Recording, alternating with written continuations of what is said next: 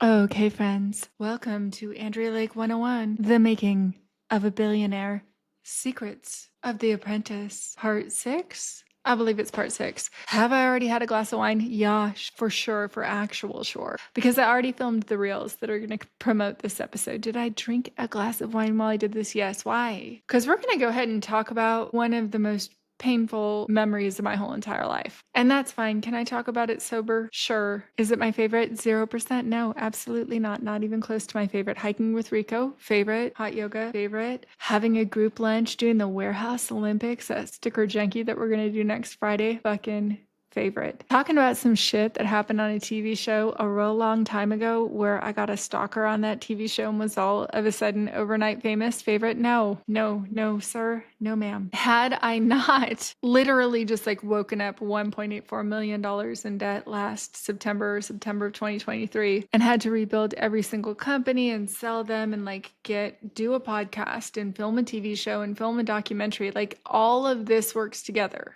It's a big ass circle and we're doing a circle with it. And a lot of it includes me being way public with my life when I've only ever been really private because I've already had a glass of wine. So all the disclaimers are out there. I smoked a lot of weed too, you guys, just for reals, because this is a lot. But don't worry.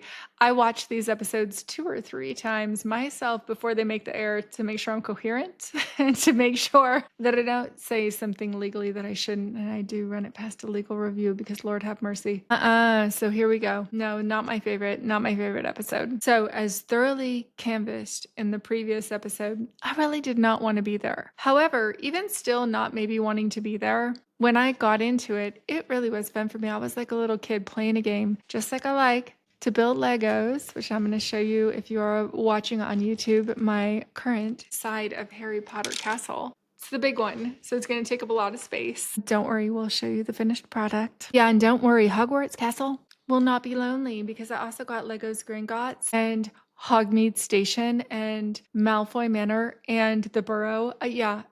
One of my comfort reads, not, I don't like the movies, but never judge a book by its movie. One of my comfort reads for like 10 years was Harry Potter. Legit. Every single night I would read Harry Potter as I was falling asleep. Every single night. My ex-boyfriend, who I've talked about on the show before, Jack, I read him the whole entire Harry Potter series out loud with different voices for all the characters while we were dating. Yes, I did. I really did. And I love Harry Potter, so that Legos has this whole Harry Potter universe. Yes, please. The second I get through this podcast, the least pleasant podcast potentially that I will ever record, I will be working on Hogwarts Castle. And after that, Diagon Alley, the big set, and then Gringotts, and then the Burrow. And I have so many other sets just lying in wait because I have the whole Harry Potter universe, because in this house is a big dug out like section for a 1970s television, which, you guys, if you're not a Gen Xer, you're watching this, a 1970s TV would take up this whole table I'm looking at, which is like a 3-foot by 3-foot table. So I basically have a 3-foot by 3-foot cutout in my master bedroom that will house the entire Harry Potter universe. And I'm going to like line the walls with mirrors so that you can see it from both sides because obviously. And then I'll set up some good lighting and stuff because I really just am a nerd at heart. So we're going to dive in right where I left you off, which was at the end of episode 3. And we did the reward, that fucking shark thing that I very much did not want to go to, but was really cool. Big ass sea turtle went right past me. And then I don't remember because it's fucking 20 years ago, right? I don't remember if it was that night that this argument happened or the next morning, but like, you guys, there was no sleep. I clocked my sleep because once Mark Burnett told me like, you're only going to sleep a couple hours a night, or I think he even said way more than I did actually sleep. I think he said that you're only going to sleep like 3 or 4 hours a night. So I clocked my sleep on a time schedule. So when I say like, oh no, I average like 2 hours of sleep a night, I'm not like guesstimating. I wrote down like 30 minutes here in this 24-hour period. The longest I ever slept in one stretch was 4 hours. That was the longest in like 34 days that I slept in a 24-hour period. And I did sleep 4 hours at one stretch. And so sometimes even if I would get 2.5 hours, that would be some into-fucking-rupted sleep, because that would be like 30 minutes here, 2 hours here, 45 minutes over there. It was very incontinuous sleep. I'm jumping ahead, but only to say this one little itty bitty piece.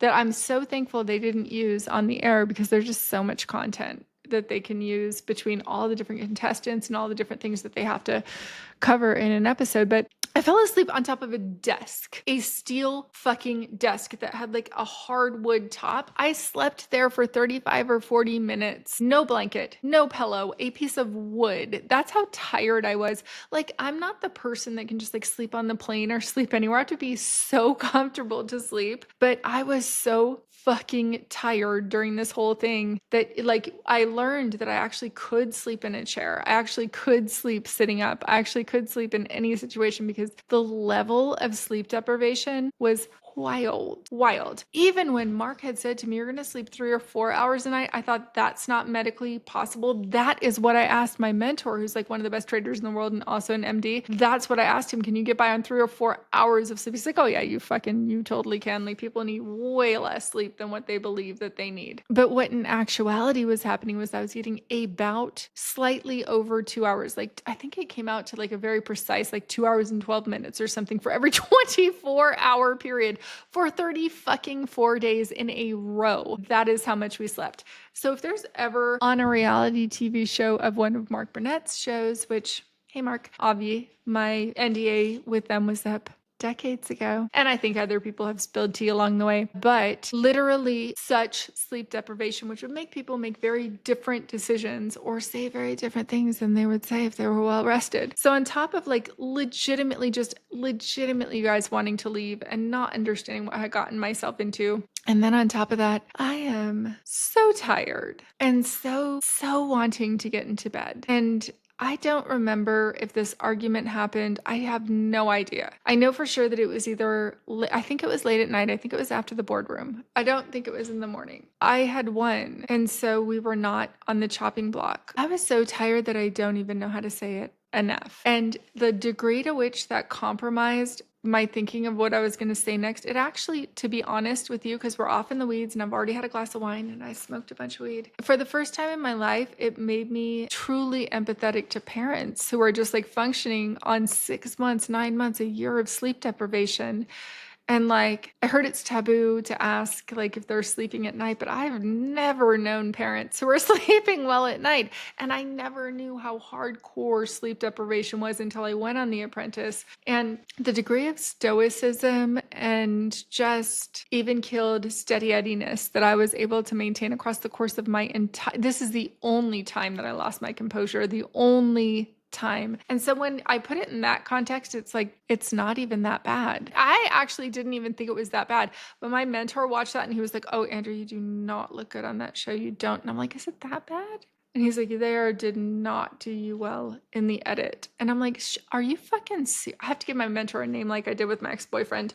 I'll call him Ezra. So my mentor, Ezra, was like, it's obviously not his real name, was like, no, you look really bad. And I was like, I don't think I do. I think I'm fine. I think I just look like I'm an ice princess. I'm just throwing out every disclaimer because I don't want to talk about what I have to talk about right now because it's not kind what I said next. And it's so much worse even than what it seems. So everyone who's Gen X is going to understand what I say next because we're going to put it in super vague terms. But like, I obviously was super duper bullied a lot in junior high school, which I already shared in a previous Apprentice episode. And I already was like cloistered as much as I could be from the world and had really controlled my environment because I was so isolated when I was growing up and I was such a latchkey kid and I was so alone a lot of the time and I was so isolated and so bullied. And so as I came into the world and had very tightly controlled my whole universe, and all of a sudden I'm on this TV show that I deliberately went on because I had been having panic attacks. And so I deliberately like go on this TV show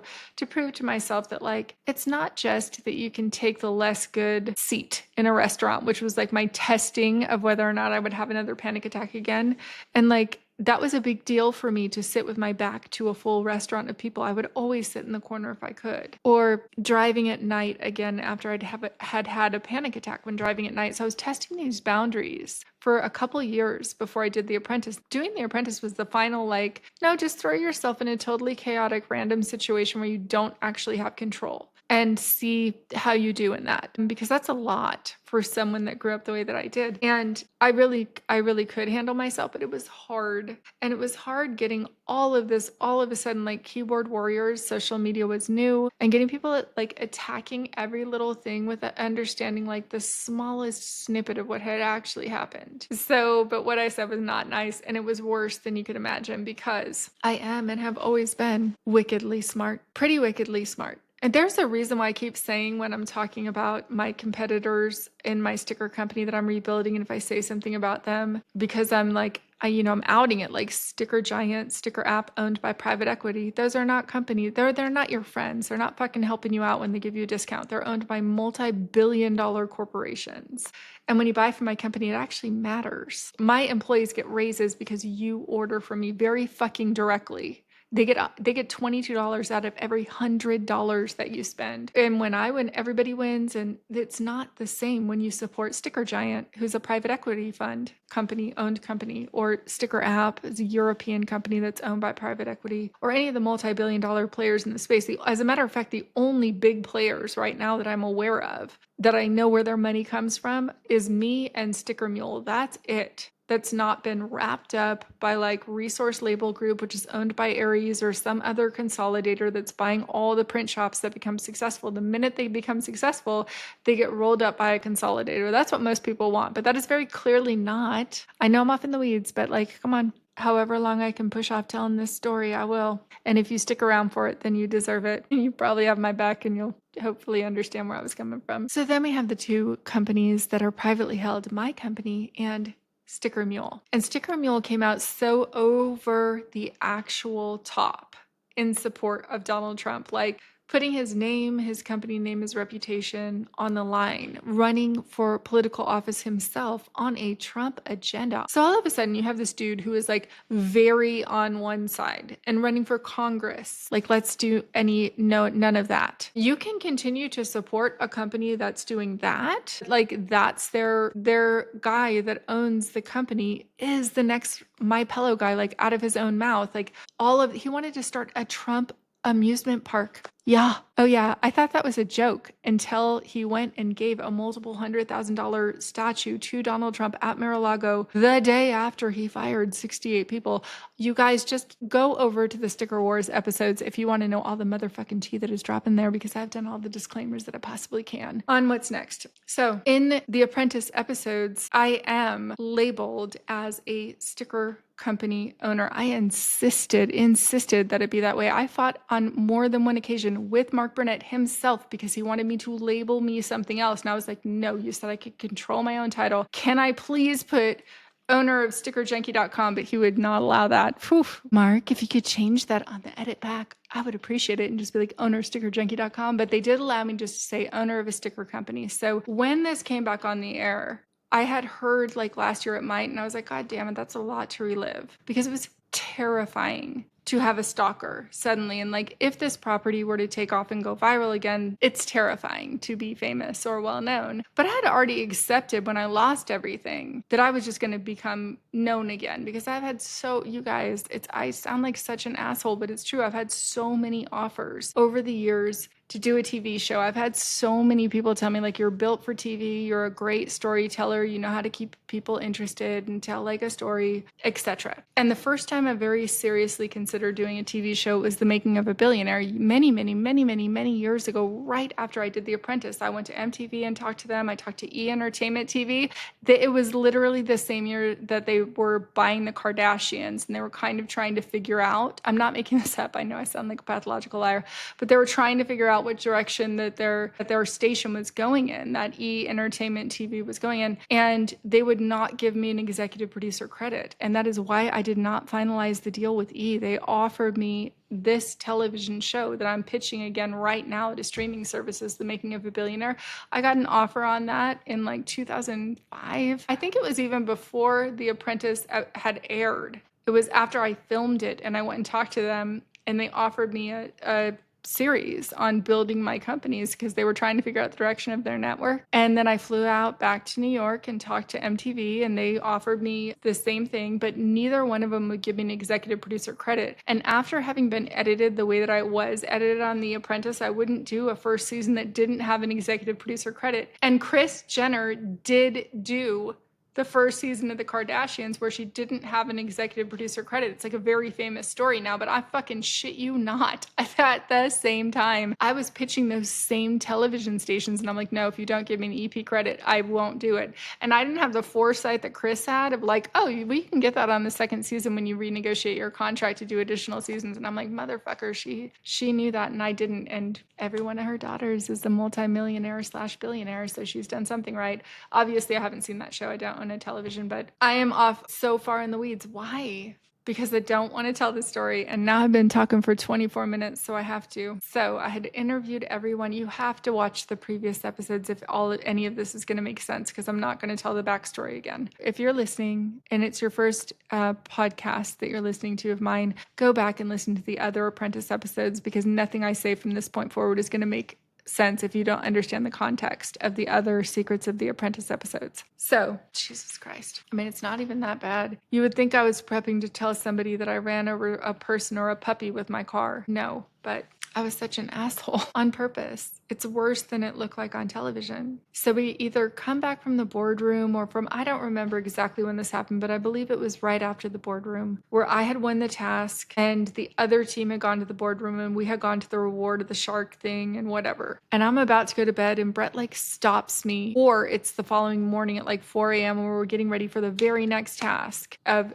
episode 4, which I think it might have been the 4 o'clock in the morning the next morning. But either way, I had only slept for 2 hours. And I already don't like this dude. And I'm already pushing him all the fucking way off to the side. And he confronted me about the fact that I gave him no responsibilities on the Chevy Tahoe challenge. I literally, there's footage of him just putting all the trash cans where they need to go across this very, very, very, very, very large multiple acres of land. That's the job I gave him, was to put a trash can every so far apart, and equivalently non-important jobs. So by this point, Brett had gamed the system, KK. So Brett understood that if you are loud and angry and yell at people, somebody will yell back at you, and that probably will make the air. And so the degree to which he was not helpful and hindering on tasks cannot possibly be overstated. I don't believe he's just an idiot. He's a lawyer, so I believe that he was being strategic. What he was doing was working for him, okay? So he was getting airtime by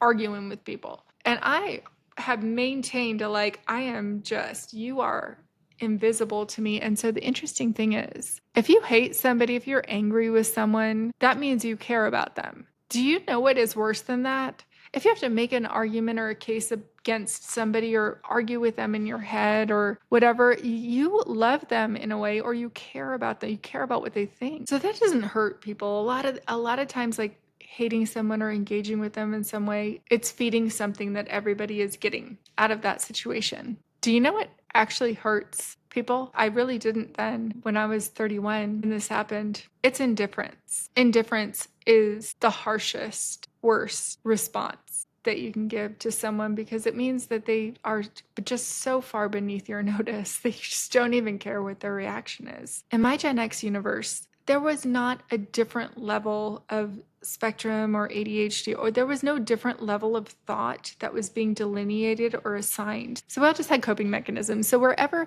my brain falls, when people are deliberately being chaotic or dramatic or fucking up their own life, or just being weird or being dramatic or chaotic in any way on a TV show, but just in general, if somebody is being problematic within their own lives or spinning up a dramatic circumstance, they always just don't make sense to me. They don't make sense to the way my mind works, because I'm like, well, way more stuff gets done if you just XYZ. If you just negotiate this or work together or have this conversation, then everybody can still win. So I don't understand why you're going to put yourself in a losing position right now. So if there's any way that I feel like I can get through to somebody and work with them, I will. And in Brett's case, he had figured out something that I wasn't even caught up yet to what he had figured out, which was, if you make a big deal of things, you get camera time, and then you're more famous on a reality TV show. Because I legit was just trying to win this job. of being the CEO of this building that Trump was building in Phoenix, because I'm like, I'm never going to go to college. I don't have that kind of temperance. I can't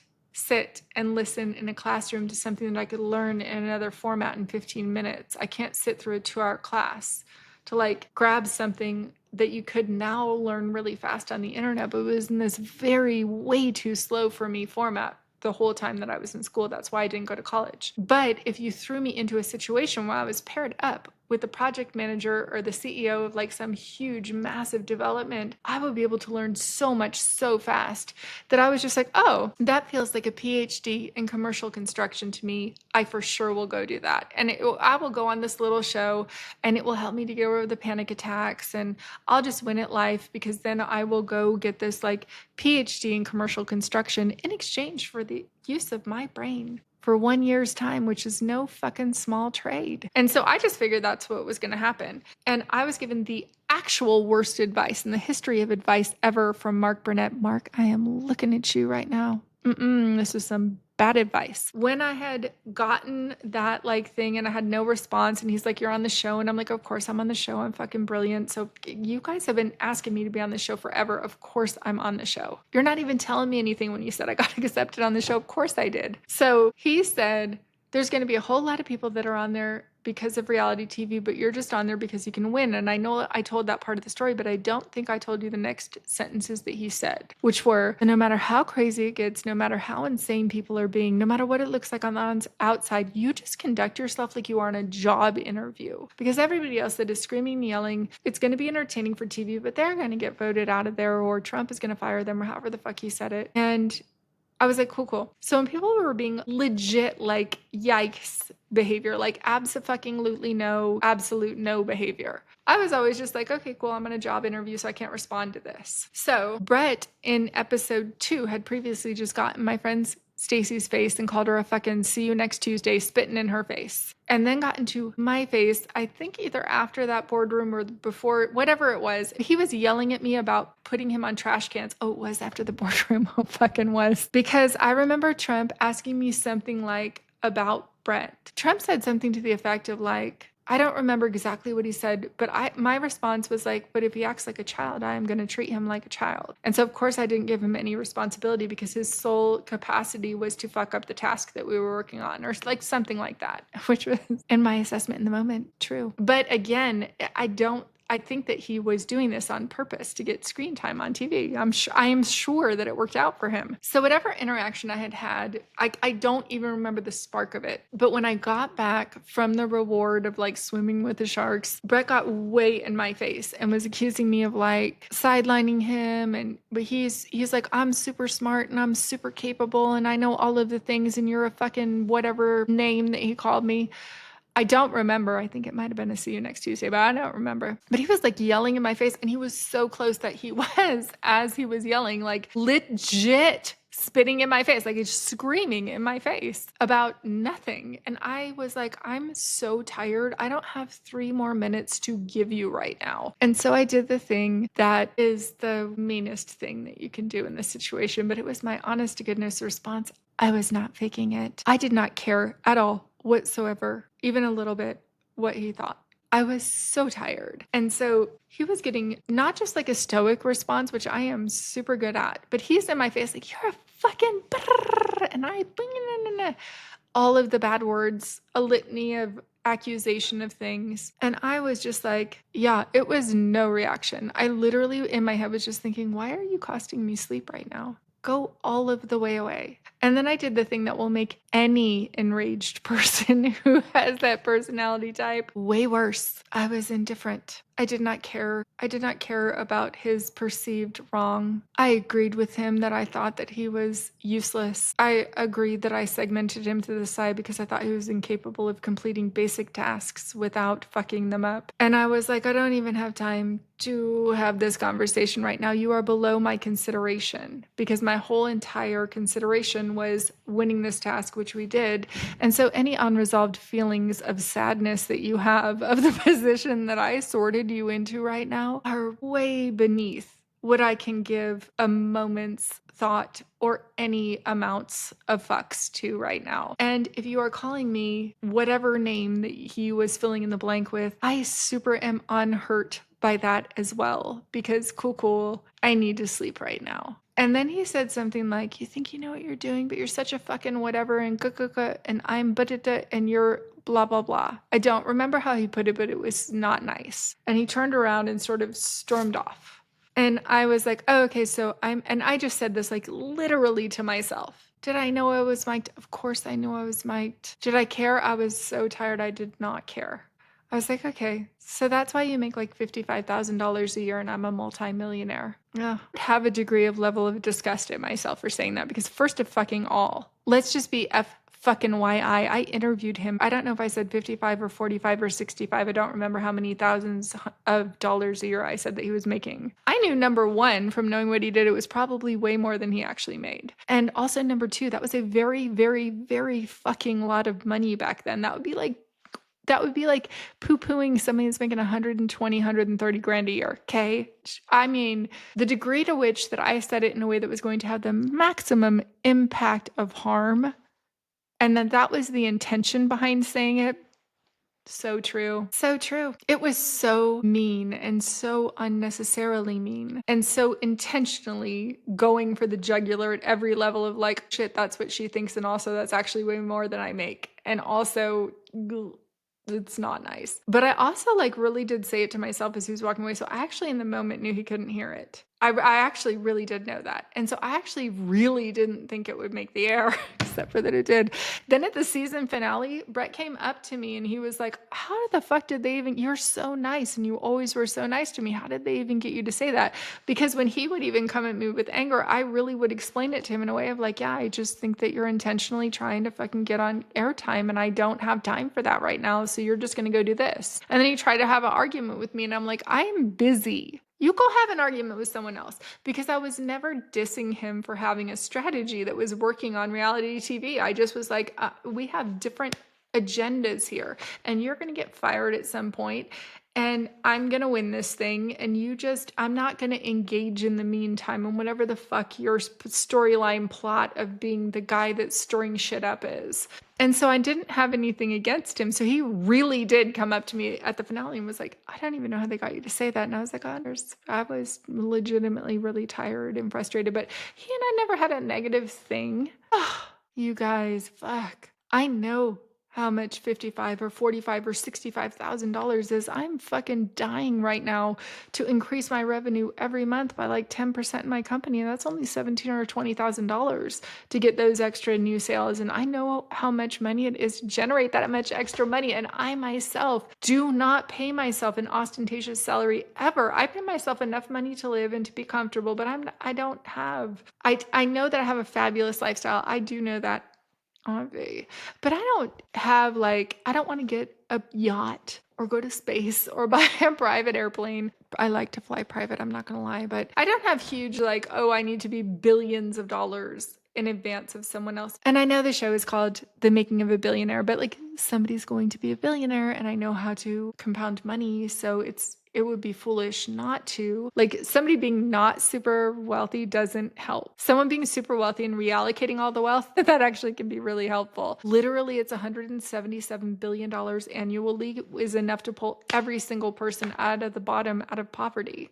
And it's ridiculous that in a multi-trillion dollar society that we can't all agree that that's the best thing to do. There's a reason that people have segmented themselves into an area where they don't think that's a good idea. That's always a good idea. All of society thriving is always going to be better than not. So for someone like me who really does have that ethos of cool, in my company, the lowest paid person will be never lower than 3.5 times the highest paid person. That doesn't mean the highest paid person won't be highly paid. That means the lowest paid person will be highly paid as well, because everyone can win in a business. It's silly not to set them up that way. And it is silly in the wealthiest economy in the world, the actual wealthiest economy, that we ever set it up where the highest person in the economy wins more than I'm saying 3.5 times, 5 times, super reasonable, 1 to 5. But even if you go 1 to 100, still good. Even 1 to 1,000 still works. Still works. Still works. Do you know what doesn't work? 1 to a billion, starving to billions. Let's stop.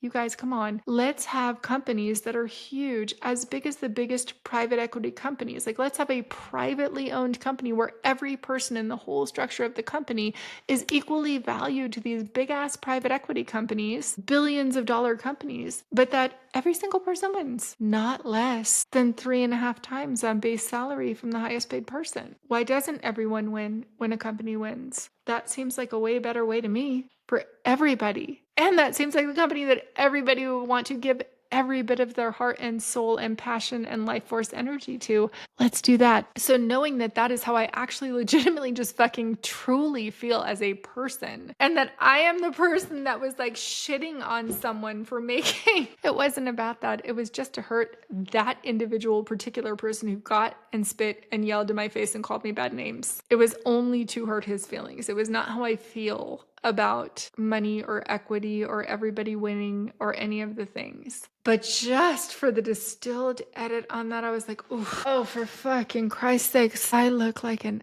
asshole when I say that. And as much of an asshole as I look like, it was worse than that, because I did want to hurt his feelings. In that moment, I really did. When he was like, you don't know anything and you don't know anything about business and da-da-da, and I'm at my wit's end of just like, why the fuck did I fuck my life up by becoming public like this? And I just wanted to tell him to go fuck all of the fucking way off as hard as he could in any direction where he was not near me, was what I felt. And the way that I said it was, oh, that's why. Okay, that's why you make $55,000 a year and I'm a self-made multimillionaire. Okay, because I'm incompetent. I see it now. It was also, there was a lot of mansplaining going on from someone who had not the credentials to mansplain to me about business, which was not an uncommon occurrence. It was all of the no for me. And I come across all of the unkind. But that's the story. There is a person that follows me on social that could not think of a better name, that's like, I like it better when you do these episodes without alcohol. Well, you are in luck, because the next Apprentice episode I do will be from San Diego, and it will be sans alcohol.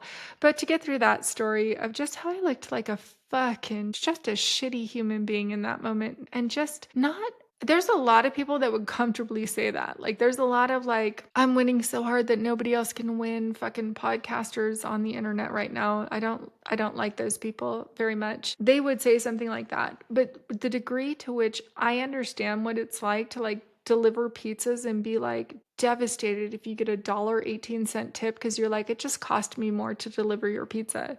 Then it, like, I know that you don't understand the economics of that, because you probably work a job where you can't afford to give me a $5 tip, but like it cost me a lot to bring this to your house, because I did deliver pizzas for a long time. Like, I understand the economics of getting by. I really do. And so I would never shit on anything that anyone does to get by. And I have worked on tips. And so I really understand making decisions of like, can I do this right now? Because do I have enough money? And that's why I became an entrepreneur. And so someone that's working really hard and making $30,000 a year and they're getting by on that, and I shit all over like 55,000 or whatever number I said, I couldn't have felt worse when I saw that on TV. And clearly that's not how I feel. I just was being an asshole to one individual person in that moment. 31-year-old Andrea, I mean, that's the best that she could do. It really is. I was so over it. And it's the worst. It's the worst thing. It's one of the worst things I've ever said to a person, ever. And it's not that bad by comparison of like the mean shit that people can do to each other. But I don't want to do a mean thing to anyone ever. And anyone who thinks I ever have done that to them is they have a misperception of who I am. That is almost entirely for sure. But everyone can come across as an asshole to someone else, and for sure on that day I did, and it was so painful that it made the air, just because economic equality is, I think, it could be the saving grace of our entire society. And because I've been a member of the Global Economic Institute for 20 years. And because I do get invited to go to things like the World Economic Forum or the Global Economic Institute or any of the big economists, like geopolitical economist type of conferences, it breaks my heart that that is out there, that I ever said that about me. But if you see that and you think a thing, hopefully I've just explained like how very deep my regret of saying that thing is, because it's such a shitty fucking fucked up thing to say to a person. And when I was on my knees crying every day about to get arrested by the IRS with $0 in my bank, you bet your fucking bottom dollar I learned exactly how important $800 could be, or $1,000 or $2,000 extra dollars could be when you don't have that and you have to get surgery for your dog or they're going to die. No one in the richest country in the world should be in the position where if their mom gets cancer, they're going to go bankrupt, or their kid gets cancer, they're going to go bankrupt. If their dog is really sick and needs a $4,000 surgery, they might have to put the dog down. What the actual fuck are we doing with wealth distribution when we think that? So it's extra super duper duper crazy that that is the worst thing that I've said to somebody, because I understand how very much there has been lies told around that, of like that economy has to work that way. There's no universe in which everyone shouldn't be on a living wage. There's no universe in which we should say that's a shitty job, so you don't get paid enough to live from going and working there for 40 hours a week. And it's always justified by someone who's like, yeah, but I'm a contractor and I only make $60 an hour. And I'm like, that's right. So you should be making 120 or 180. And the person at the bottom should be making 40. Oh no, because then the price would go up this much on these. And I'm like, it's every other first world economy in the world has pretty much solved this. So you have been tricked if you think that America, the actual richest country in the world, can't solve this. That's not true. We can. We really can. And I know that we can because I've been in these economic institutes. There's a picture of me and Mark Burnett at the Global Economic Institute, the Milken Institute in 2006. That's how long I've been a member of these economic institutes, longer. So that's it. So it just breaks my heart. It just breaks my heart that understanding the need for lesser scale between the people at the bottom and the people at the top, understanding the need to be like, hey, let's make it so the top person just wins like 30 or 40 or 50 or fuck, even 100 times higher than the bottom person, but not like a trillion times higher. Let's make not one person have the same amount of wealth as 53% of the bottom of the people. That doesn't make me a fucking socialist. Why do you want a whole economy of people that can't comfortably afford to buy from the companies they work for? Why would I want anyone on my staff that very comfortably couldn't afford to buy like $300 worth of custom stickers for a fun wedding that they were going to have or event that they were going to do? The answer is, I wouldn't actually want that. I don't even understand entrepreneurs that want that. Why do you want to win more than 100 times harder than your employees? Stop it right now. Stop it right now. Let's stop it right now. And you guys who are super polarized on either side of that would have more agreement in the center of that than I can possibly convey. Let's do not this anymore. So that's it, you guys. I was tired. I was fed up. I really understand the economic divide as much as a Gen Xer who's read every book that Howard Zinn or Jonathan Kosel or Noam Chomsky has ever written would understand the economic divide. And I said it anyway, just to be mean. Oh, fuck. Ugh, I dislike that exists in the world. But that is it. That is my worst moment. So now we can get on with the plot twists and intrigue that happens on the rest of the Apprentice series, and where I get accused of attempted murder. Yeah. Oh, spoiler alert. Turn it off right now if you don't want to hear a spoiler. You guys, turn it off if you don't want to hear a spoiler in 3, 2, 1. Then we can move on to the part of The Apprentice where I was accused of poisoning people's food. Yeah. Yes, that's right.